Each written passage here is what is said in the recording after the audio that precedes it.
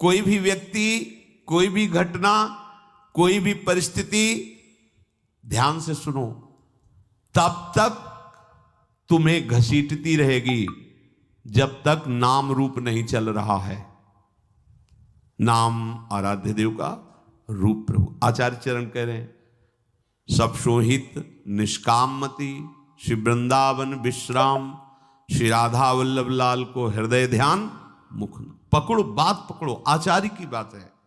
हित सजनी जो कह रहे, राधा वल्लभ राधा वल्लभ राधा वल्लभ, सामने राधा वल्लभ लाल, मुख में राधा वल्लभ। कुछ समय बाद ये जो रूप राधा वल्लभ जी का देख रहे हो, इससे कोटि मनमतहारी युगल सरकार मिले हुए बैठे, युगल रूप दर्शन होने लगेगा। वो प्रियालाल, निहाल हो जाओगे हृदय से। इसलिए तुम्हारे आकर्षण हो रहा है कि तुम हृदयेश्वर प्रभु से अपना परिचय नहीं बनाए, इसलिए प्रकृति आकर्षित। प्रकृति सत्ता शून्य नजर आएगी। कोई ऐसा सुंदर यहाँ नहीं, कोई सुंदरता नहीं यहाँ सुंदरता है। क्या सुंदरता है? जो भी कुछ आकर्षण है वो कृष्ण का है। तुम समझ नहीं पा रहे हो। कौन सुंदर? आज तक एक रूप भी ऐसा नहीं आया दृष्टि में कि दोबारा सोचना पड़ो क्या कितना सुंदर या सुंदरी है। मन मलिन है, नेत्र मायाकृत आकर्षण में लगे हुए, इसलिए आरोप कर रहे हो कि आप सुंदर हो।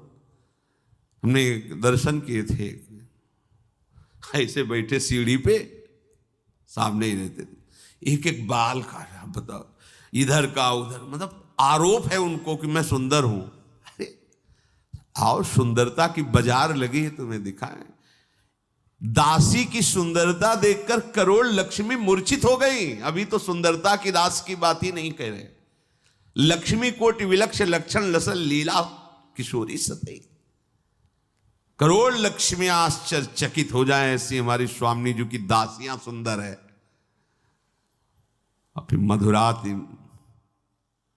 जो महान सौंदर्य समुद्र लाल जो लुभायमान उन प्यारी जी के रूप को कौन बताए। मधुराधिपति अखिलम मधुरम, जिनका सब कुछ मधुर है, वो प्रभु श्री स्वामिनी जी के। हाँ, तू मुख चंद्र चकोरे नैना, राधे तू मुख चंद्र चकोरे नैना।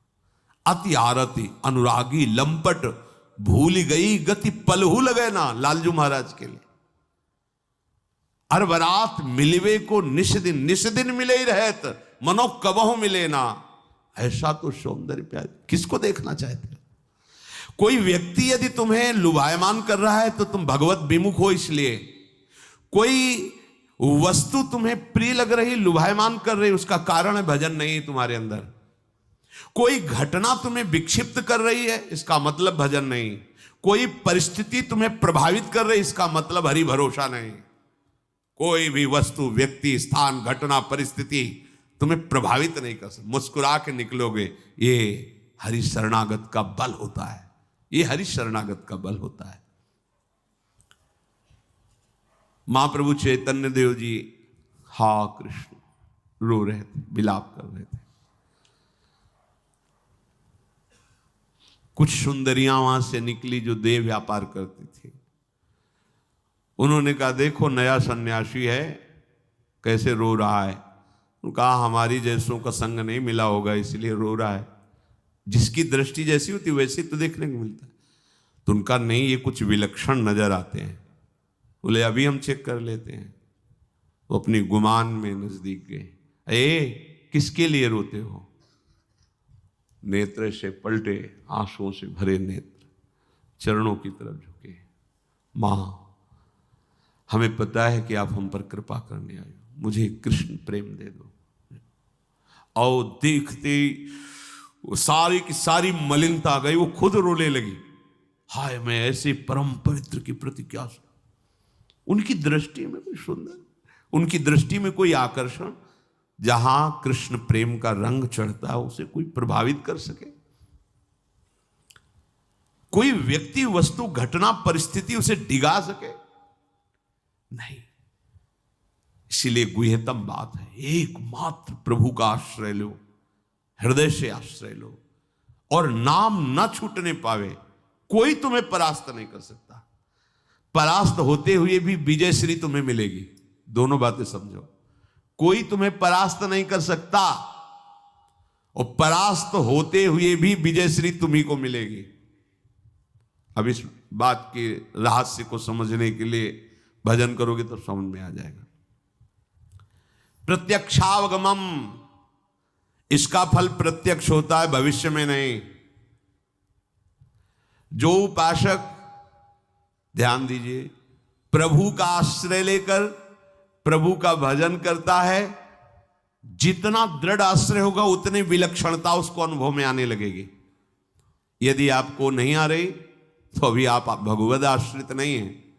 देख लीजिए, अंदर ढूंढ लीजिए, थोड़ा भी कोई बल होगा तो ये बल प्रकाशित है, और जब ये बल प्रकाशित होगा तो चमत्कार हो जाएगा। क्या होता है कि जैसे आप हमसे 20 साल पहले मिले, 5 मिनट वार्ता की आपने देखा, अब आप जब 20 साल बाद मिलोगे तो आपकी दृष्टि वही रहेगी, 20 साल पहले वही आदमी है। ये यहां 20 मिनट में बदलाव हो जाता है। 20 मिनट पहले वो व्यभिचारी था, 20 मिनट बाद वो हो सकता है ब्रह्मबोध हो चुका हो। कृपा के लिए सेकंड काफी होता है उसका। जैसे अल्लजी कोलजी का चरित्र सुना, उसमें वो सब खाते पीते थे, तो एक घृणित जीवन, लेकिन पूर्व का भजन इतने जोर का था कि केवल इतना ही प्रमादयुक्त जाना था, इसके बाद सीधे। यही तो भगवान की कृपा होती, भजन की कृपा होती। भजन कभी नष्ट नहीं होता। क्या चरित्र था उनका, राजा के साथ रहना, मदिरा पीना, मांस खाना, वो सब। स्थिति कहां है? भगवान की हर समय नजर है उन पर। क्यों? क्योंकि पूर्व में भजन करते रहे, इच्छा जागृत हो गई तो दिखा दिया भगवान ने कि देखो एक चीज समझना, आप धैर्यपूर्वक समझना, भगवान अपने पट्टे को कमजोर नहीं रखते, ध्यान रखना। भगवान का चेला कमजोर नहीं होता। कैसे कमजोर? तुम्हारी इतनी हृदय की महान स्थिति होनी चाहिए, पूरी सृष्टि के हर विकार तुम्हारी दृष्टि से गुजर जाएं और तुम्हारे मन में कोई वासना जागृत न हो, तब तो माना जाएगा कि गुरु के पट्टा हो। फिसड्डी थोड़ी काम होता है कि पशु पक्षियों की क्रीड़ा देखी और तुम मोहित हो गए। अभिमान करोगे तो भले ऐसा कुछ हो जाए, नहीं तो स्वामिनी जी के चरण आश्रित हो। विश्व का कोई भी भोग, सौंदर्य, परिस्थिति, व्यक्ति, घटना तुम्हें प्रभावित कर ले तो तुम दास कैसे हो? तुम कैसे दास हो? नहीं, पक्का विश्वास कर लीजिए, जिस समय आप हृदय से हमारे प्रभु के आश्रित हो जाएंगे, एक चमत्कार प्रकट हो जाएगा, एक विलक्षणता आ जाएगी। देख लेना, आश्रय में बहुत बड़ा बल है, पर यह मिलता नहीं है बिना गुरु कृपा के।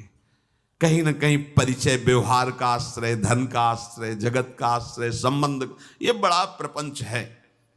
गुरु कृपा से एक ही कैंची में पूरे संबंध कट जाते हैं, पर उसका कृपा का आश्रय कोई ले ले तो ना, नहीं तो फिर वही बात आ जाएगी कि दोष दृष्टि, देखो फंसा लिया ना। अगर गुरु से फंस जाओगे तो माया से छूट जाओगे, गुरु से फंस जाओगे तो इष्ट के अधीन हो जाओगे, और अगर गुरु से स्वतंत्र हो जाओगे तो माया परतंत्र कर देगी। जो जितना, देखो भगवान कह रहे हैं प्रत्यक्षावगमम, प्रगट में इसका फल है, बाद में प्रगट में क्या फल? जितना समर्पित हो जाओगे आप में विलक्षणता आने लगेगी। जीते जी परम गति का अनुभव हो जाएगा कि मैं जीवन मुक्त हो गया। ऐसा थोड़ी होता है कि अब पता नहीं हमारी क्या गति हुई, ऐसा नहीं होता। फाइनल हो जाता है हृदय में, हो गया काम।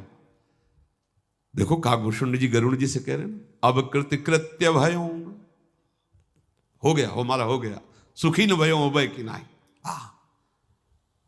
वो हृदय नाचने, हो गया काम, हो गया, कहीं आसक्ति नहीं, कोई चाह नहीं, वो हो जाता है, वो अंदर पता चल जाता है कि हाँ हो गया काम, हो गया। प्रत्यक्ष में मीरा जी कहते, जाने मोरी छाती, मैं किससे बताऊं गिरधर मुझे कितना प्यार करते हैं। वही बोल रही, जो मैं ऐसा जानती प्रीति किए दुख होए, नगर ढिंडोरा पीटती है। कैसे समझ पाओगे महापुरुषों की बात है? कभी भजन नहीं करेंगे इसका, यह ऐसा ही है। मैं इसे कभी नहीं देखूं, कभी नहीं बोलूंगी, कभी। महाप्रीति है, महाप्रीति, उसी समय वो महाप्रीति में बोल रहा है। अब बाहरी लोग की देखो, क्या ना मीरा जी ने कृष्ण भजने में कितना दुख है, जो मैं ऐसा जानती है फंस गई, गिरधर गोपाल ने फांस लिया, अगर पहले समझ जाती तो सुखी हो जाती। कह रहे ना, जो मैं ऐसा जानती प्रीत की ये दुख होए, डिंडोरा पीट के कहती प्रीत ल करियो कोय। ये जानते हो कैसे बोल रहे? महाप्रेम में बोल रहे, महाप्रेम में। ये जो दुख शब्द है ना, ये विरह जनित बात कह रही। और विरह में जो सुख है ना, वो ब्रह्मा भी तड़पते रहते कि कभी एक दो बूंद भगवत विरह का सुख मिल जाए। विरह का सुख मीरा जी उसको दुख कह के वर्णन कर रही। क्योंकि जैसे कोई दिल को मसला करे अपने प्रीतम की याद में, वो आह भरती, तब कहती मैं जो ऐसा जानती प्रीत की ये दुख होए। ये महासुख है। विरही को जो सुख दुख मिलता है वो ब्रह्मा परमेष्ठी पद में भी अनुभव नहीं करते। और विरही को जब सुख मिलता है तो उसकी तो बात ही अलग बात है। विरही के दुख के समान अनंत ब्रह्मांडों में कोई सुख नहीं है। और फिर विरही को जब संयोग सुख मिलता है उसकी तो बात ही क्या है। जब छिन छिन विहरत संग, छिन छिन निरखत प्रेम भरी, छिन जस कहत अभंग, यह जो कृपा हरिवंश की। तो इसका प्रत्यक्ष में वर्तमान में ही फल है जो भगवान बात कर रहे हैं। देखो, आप नाम कीर्तन में डूब रहे हो, रोम रोम पुलकित हो रहा है, प्रत्यक्ष में फल है। प्रभु के भरोसे हो, किसी का सहारा नहीं, प्रत्यक्ष फल मिल रहा है। आप देखो, क्षण क्षण में व्यवस्था होती, क्षण क्षण में व्यवस्था होती। अगले क्षण में जो होना है तुम्हें पता नहीं है, वो व्यवस्था अगले क्षण की पहले कर चुका है।